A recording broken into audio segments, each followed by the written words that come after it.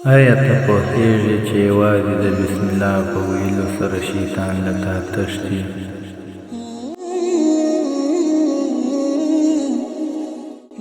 السلام علیکم ګران لیدونکو، په خیر راسئ. د نننۍ ویډیو بحث او موضوع ده د بسم الله په ګټو او فایدو. نو راځئ راسره په ګډه یې وګورئ. بسم الله الرحمن الرحیم. نو راځو د بسم الله ګټې او فایدې بیانوو. اول رسول الله صلی الله علیه وسلم فرمایلي کله چې تاسې خوراک کوئ نو د الله نوم واخلئ، که مو هېر شو ووایاست بسم الله اوله و آخره. تفصیل که بسم الله مو هېره شي بیا هم ویلی شئ. دا ذکر د شیطان مخه نیسي، ځکه شیطان له بې بسم الله ویلو خوړو سره ځان شریکوي. پیغام: بسم الله د روحاني پاکوالي ساتونکې ده. دا جمله مه هېروه.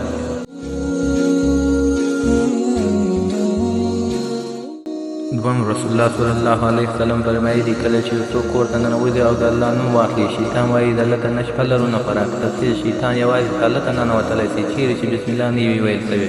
بسم الله ویل کور ته رحمت راولي. پیغام: هر ځل چې کور ته ننوځې بسم الله ووایه، دا ستا کور خوندي کوي.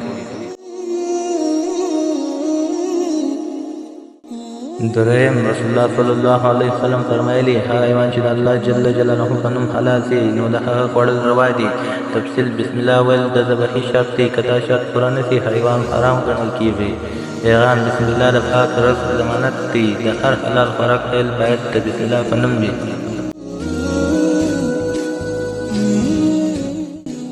څلورم، رسول الله صلی الله علیه وسلم فرمایلي که څوک له خپلې مېرمنې سره د الله نوم واخلي، شیطان به ماشوم ته هېڅ ضرر ونه رسوي. تفصیل: دا د واده اړیکه یو روحاني آغاز دی چې د راتلونکي نسل د ساتنې سبب ګرځي. پیغام: بسم الله نه یوازې عمل ته برکت ورکوي بلکې راتلونکي نسل ته هم خیر راوړي. پنځم، رسول الله صلی الله علیه وسلم چې وکله پر اوږد سفر کوئ نو بیا وویل بسم الله. تفصیل: د سفر پیل په بسم الله سره د خدای د نعمت مننه او د خطرونو څخه ساتنه ده. پیغام: هر سفر د بسم الله مستحق دی. دا ذکر دی، دعا ده او ساتنه ده.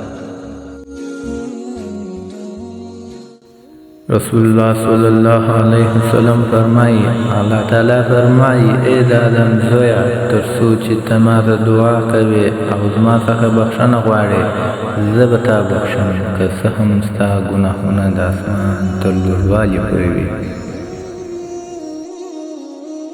ګران لیدونکو، ویډیو د ثواب په نیت سره شیر کړئ ترڅو ستاسې نور ملګري او دوستان د دې شرعي لارې څخه برخمن شي، او زموږ یوټیوب چینل سره سبسکرایب کړئ ترڅو تاسو د نورو اسلامي ویډیوګانو څخه برخمن شئ.